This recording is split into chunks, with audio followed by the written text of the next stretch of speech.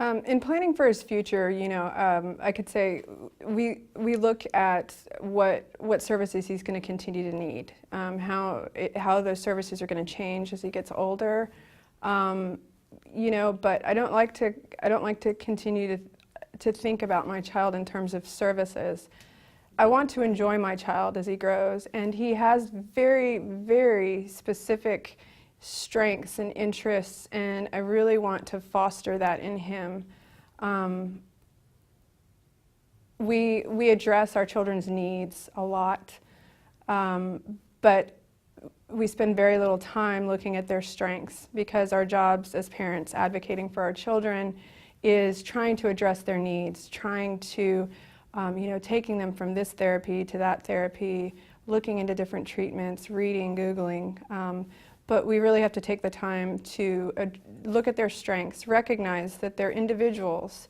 My child is not autism, my child is Lorson, and he likes cars and he likes bikes, and he wants to be a race car driver and a musician, and those are the things that he's good at. And so when I go into an ARD meeting, I discuss those strengths. I share those strengths with the members of his ARD committee. When I go into a neurologist appointment, I share those strengths and those interests with his doctor and with therapists, so that they can be useful tools for him and for those people who are working with him.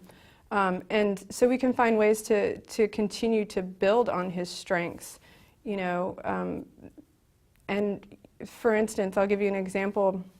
Recently I was discussing with his speech therapist how he loves music, how he loves performing. He really wants to perform.